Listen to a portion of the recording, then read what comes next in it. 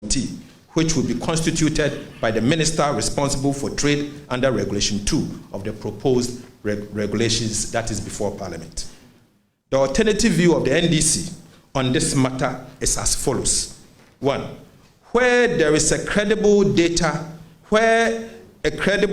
exists to show that Ghana has adequate domestic capacity to produce a particular product, or where the consumption of a product has been proven to be injurious to public health or safety, government can simply place a ban on the importation of such product into the country.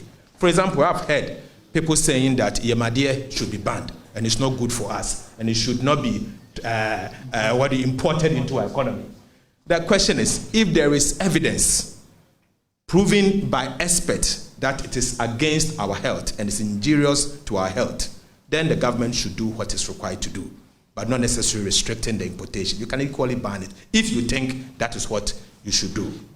However, where a particular product has not been proven to be harmful to public health or safety, and there is no credible data to show that enough domestic capacity exists to meet the demand for that product, government can regulate the importation of that product in two main ways. One of the ways is to introduce a transparent quota system for the importation of certain products, as was done by the elsewhere NDC John Mahama administration in the poultry sector. During that time, a quota system requires a prospective importer of a particular product to first show proof of utilizing existing local capacity by procuring a certain percentage of his intended import volumes locally. When the elsewhere NDC John Mahama government realized that the local poultry industry has the capacity to meet about 20% of our local consumption, the then government introduced the 40% rule in the poultry industry in the year 2014, which required that poultry importers to produce at least 40% of their total stock from local poultry pitches. Let me take this again. In 2014, what we did required poultry importers to purchase at least 40% of their total stock from local poultry farmers. This policy was implemented alongside the Ghana Broiler Project and other incentives for local poultry farmers aimed at enhancing the domestic production of poultry.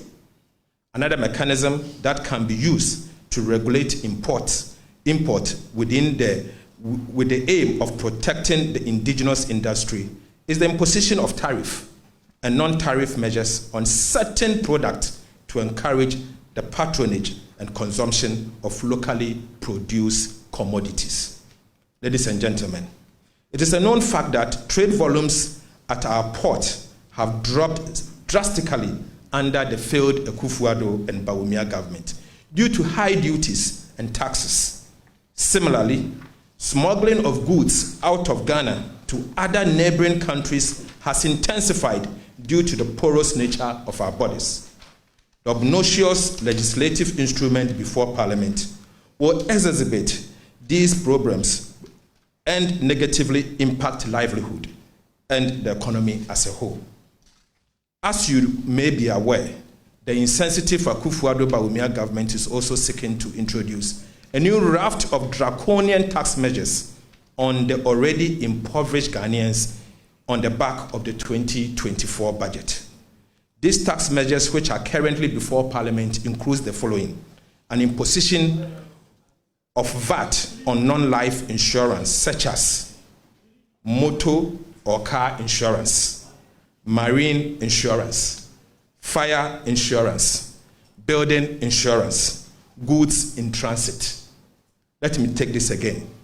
You may be aware that before Parliament, there's a number of tax measures already that the minister responsible for finance, representing His Excellency the President and the Vice President Alhaji Bawumia, has submitted to Parliament for approval. And some of these taxes include the following: they are imposing a VAT on all non-life insurance, such as motor cars. So if you are going to buy car insurance, you pay VAT. If you are buying marine insurance, you pay VAT. If you are buying fire insurance, you pay VAT. You pay VAT on your building insurance. You pay VAT on goods in transit, and many more non-life insurance. He has also imposed 5% VAT flat rate on residential and commercial real estate. Ladies and gentlemen, Ghanaians should get ready to pay 5% VAT anytime you buy a house from an individual or a real estate company. Going forward, if this law goes through, the VAT before Parliament goes through, if you intend to buy a house, get ready to put 5% aside for President Akufo-Addo and Alhaji Bawumia. Because every house you buy going forward, you will pay 5% VAT on the quantum of the amount that you are supposed to buy. So if it is 1 million Ghana cedis house you are buying, you will pay 50,000 Ghana cedis to President Akufo-Addo and Alhaji Bawumia. He's also imposing taxes on textbooks, VAT on textbooks, exercise books, newspapers, publications, architectural plan, scientific and technical works, magazines, periodicals, calendars, trade catalog, price list, diaries, and stationery. So including pens, stationery including pen and paper, you pay VAT on them. They are also imposing VAT on domestic air travel. So if you are going to Kumasi, Takoradi, or Tamale, and you decide to use aeroplane, you will pay VAT on those products, Passion, our whatever. All domestic airlines will now attract VAT. Imposition of VAT on domestic transportation of passengers by road, rail, and water. So if you charter a car, get ready, you will pay VAT. There's no strong railway system, but it says the rail and water as well. You end up paying VAT. There's an increase in stamp duty rates across board. Again, there was a new tax measure also before Parliament called Excise Duty Amendment Bill. And the new Excise Duty Amendment Bill seeks to increase the excise duty on cider beer from 20% to 47% of ex-factory price. So those of you that consume things such as Savannah, you'll be paying Heineken, cider beer. It's going to go up from 20% to 47%. And of ex-factory price, same as Apeteshi, you pay 20% tax on Apeteshi. I don't know how they are going to get the Apeteshi tax from. The bill also seeks to introduce excise duty of 100 Ghana cedis per annum for all petrol and diesel vehicles. Diesel and petrol vehicles going forward, each one of them will be paying 100 Ghana cedis. And this is what they call the internal combustion engine vehicles. And this includes all private cars, trotro, Uber cars, taxis, motorcycles, Aboboya, Prajia, Okada, Mahama Kandu. All of them will end up paying 100 Ghana cedis. Mahama Kandu, if you go to the north, it's very popular there, Mahama Kandu. Yellow. Then we have the Okada, Prajia, Aboboya, motorcycles, taxis, Uber, trotro, articulators. Every car that uses diesel and petrol and registered at the DVLA, 100 Ghana cedis, no exemption. Ambulance, the car, including Hess, all of them, you end up paying that kind of tax. This particular tax, as I've mentioned, is regressive, since all vehicles will pay the same amount of 100 Ghana cedis per year, whether you are using a V8 articulator or an Uber car. And that is how regressive the tax is. Why should someone that has the money and is able to buy V8 pay the same 100 Ghana cedis as the person that is using Okada or Prajia? or yellow, okay, or Mahama can do. I mean, it shows that this tax is nothing but a very regressive tax. Furthermore, the bill seeks to introduce excise duty of 100 Ghana cedis per ton of carbon dioxide emission by industry. So what this Nwusie tax? Nwusie tax is a tax for smoke. And so be careful, don't generate smoke in your bedroom, else you end up paying Nwusie tax. Ladies and gentlemen, amid all these taxes, it is our considered view, we the NDC, that these regulations are regressive, counterproductive, and have the potential to breed corruption, just like the days of the essential commodity and price control. And I'm sure most of you here, you may not have witnessed the price control regime those days, including myself, but we may have heard of it. And the days of Kalabule and what it did. President Akufo-Addo and Alhaji Bawumia seeks to bring Kalabule back into our economy. Clearly, the proposed legislative instrument on the import restrictions is completely unwarranted and unwelcome. We in the NDC cannot welcome this legislative instrument. Already, importers and business community have amply demonstrated how these regulations lack broad consultation and consensus. We therefore call on government to withdraw these regulations immediately and broaden its engagement with all key stakeholders.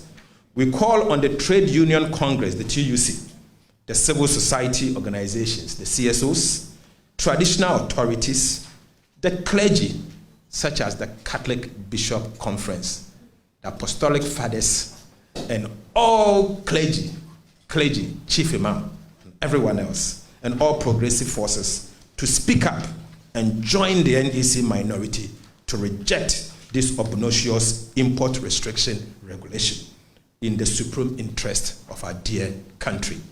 Colleagues, we can't fight this alone. We in the NDC in Parliament cannot fight this alone. The Constitution is clear on this matter. Before we torpedo this legislative instrument through parliamentary process, it will require 2/3 majority to overturn it. The NDC members, our number is 137. We do not have 2/3. And so we alone cannot stop this. So far, we have used strategies in Parliament to curtail delaying. It cannot continue. All what we are asking is that we can't do this alone. So join us, our brothers and sisters from the media, join us. Let us stop this obnoxious legislative instrument that seeks to ransack and create opportunity for others to make money. Thank you very much.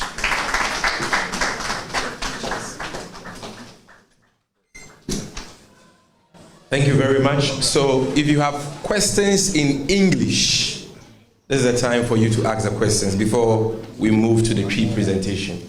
Do we have any questions in English on leader's presentation?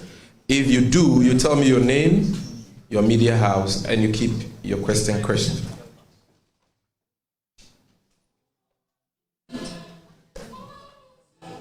All right, thank you. Good afternoon. My name is Mawina with TV3. So the minority leader mentioned that so far they've been able to stall the laying.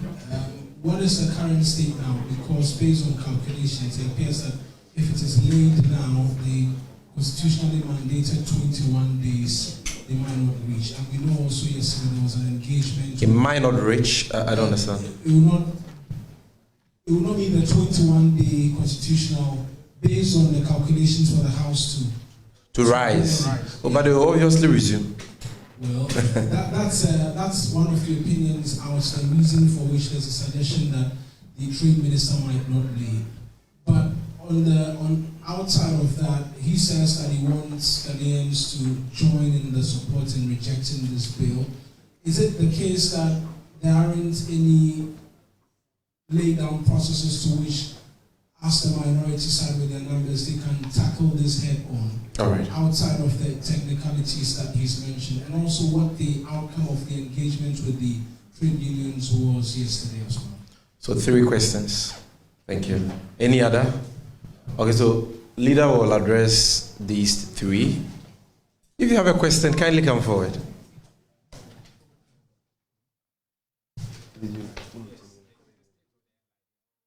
Yeah, sure.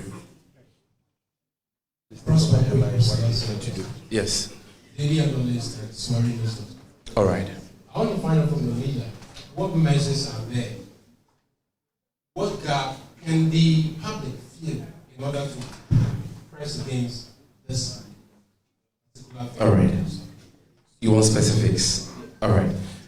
Okay. I think that will be all. That'll be all. Thank you. So, minority leader will deal with these questions, and then we shall move to the presentation. Thank you. Thank you. Let me start with the from the last question. What gap can the public fill? First, let it be noted that this bill has passed cabinet, the cabinet of President Akufo-Addo and Alhaji Bawumia. Let it also be known that this bill couldn't have been submitted by KT Amon if the president and the vice president, in fact, Alhaji Bawumia, does not agree to this. So it is a bill from the president and his vice president, Alhaji Bawumia. That is a fact. So what we are asking you to fill, the gap is that speak out as a citizen of Ghana, someone who cares about our country. Demonstrate, shout hard for the president to hear that, please, Mr. President, this your policy is in bad taste and that it will not help our country. If you do that, the one who sent the minister, first of all, the Minister of Trade is actually operating under the license of President Akufo-Addo and Alhaji Bawumia, isn't it? And it is only his authority or their authority that the minister responsible for trade is presenting this before Parliament. And in fact, this trade restriction has gone through the economic management team meeting. Because the Minister of Trade is a member of the economic management team. And this is chaired by Alhaji Bawumia. So it's Dr. Bawumia who has approved this to be laid. And so I urge you, as media men and women, I urge you, as civil society organization, the Trade Union Congress, the clergymen, please join us in shouting, let's mount pressure for the government to withdraw this, because it breaches all protocols that we have signed, the treaties that we have signed, including the recent IMF agreement. It breaches all protocols that we have actually ratified. So please, that is the gap that is missing. Oftentimes, impressions are created that it's only the NDC that should fight. We have fought enough. Until you join us, we'll lose this battle. We don't want to lose this battle. Join us so that we don't lose this battle. Because it's a battle for the people of Ghana, not for ourselves. It's for all of us. So join us and let's fight. And then lastly, the state of the airline. As we speak, the Minister for Trade and Industry is in Parliament, trying everything possible to lay it. The reason why you can only see 2 of us here, myself and the ranking member for Trade and Industry, is that we want the rest to be there. So we are fighting all angles whilst we are addressing the media. The man is there trying to lay it. So colleagues must stay back and fight there whilst we fight here. So we are calling on you to join us in the fight. Because the truth is that if we allow him to lay it, 21 working days or parliamentary sitting days, this will become a law. And if it becomes a law, you need only two-thirds majority to overturn it. We don't have it. 2/3 is about 180 something. Huh? We have 37. And we have 137. So we cannot actually overturn it. And I can assure you, until we do something, the minister responsible for trade and industry will stop at nothing. He will lay this and it will become a law. In the end, Ghana will be the one that lose, and not just the NDC. All of us will lose together. So we brought this matter to you to help us in the fight. Don't leave it to only us. We'll fight with you, and with your help, we can win it together. Thank you very much, Minority Leader. I'll do a quick summary of the presentation in P. If you have any question in P, you can ask. Our ranking member is here, and we'll share a brief word on this whole fight. He's been in the thick of affairs before we wrap up by exactly 3 p.m.